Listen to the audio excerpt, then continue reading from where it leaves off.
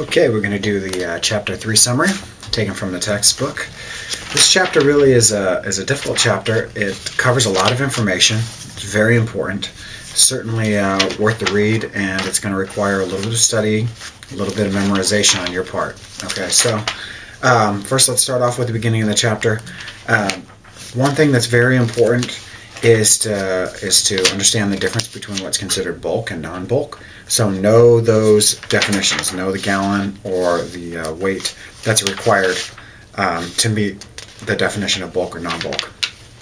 Next thing, going to start talking about containers. Okay, containers are important. You need to be able to describe them. I don't expect that you know what IM-101 means, but I do expect that you could pick out that if there's a cylinder container with an external steel framework, you would be able to say, okay, that just is describing an intermodal tank.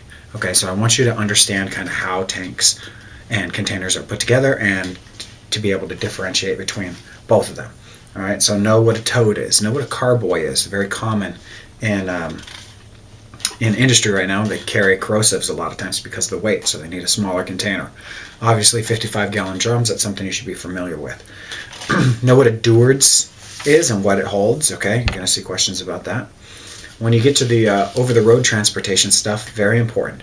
You should be able to determine some characteristics of each trailer. I don't expect you to know the names of them again, but if you were to see something that's oval-shaped, okay, with an end that is somewhat flat, then you would know that it's low pressure, non-pressure, and flammable liquids. Okay, if you were to see something that's a cylinder and it has rings of support, those are called stiffening rings, then you should know that that carries a corrosive because of the weight. It needs the stiffening rings. If you were to see something that's circular with a flat back, then you might know that that's a cryogenic. If you were to see individual tubes, you would know that's a tube trailer. If you were to see something that's cylinder and rounded edges, okay, because remember a sphere is the best shape to withhold pressure. Okay, circles withstand the most pressure. That's why something that's more pressurized will be more spherical on the ends. It'll be more of a cylinder and more of a rounded end. So if you see something that's rounded ends and circular like a cylinder, then you might be able to determine that that's a high pressure tank.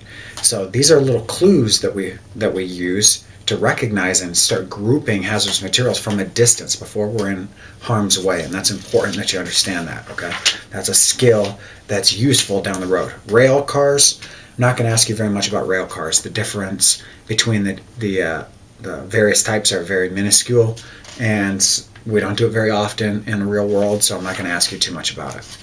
Placarding is important. You need to understand what the DOT system is, but I don't expect you to memorize every class. Okay, what is a class 6? Don't expect you to memorize that. I do expect you to memorize the NFPA 4 diamond. All right, I want you to know what the colors are and what each one represents and what the numbers represent. I'm not going to ask you much about the military placarding system, so you shouldn't need to worry about that. The ERG.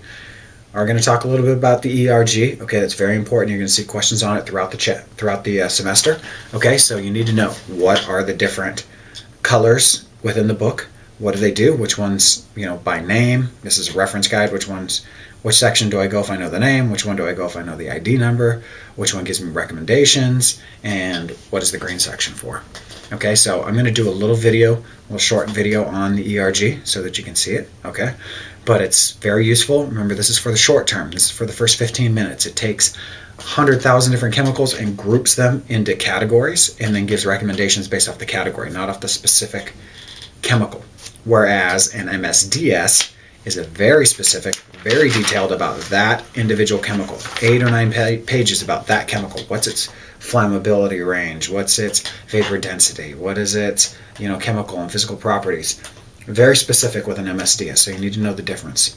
I also would like you to know the difference, the different types of MSDS. Is it a waybill or a dangerous cargo manifest? Okay, these different names go with a different industry.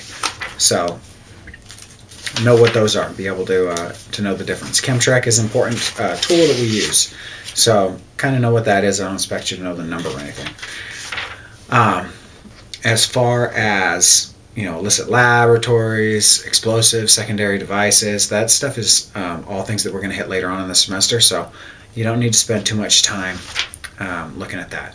Really focus on the containers, the shapes, the differences between them, the placarding, what that indicates, and the ERG. That's really the meat and the potatoes of the chapter. All right.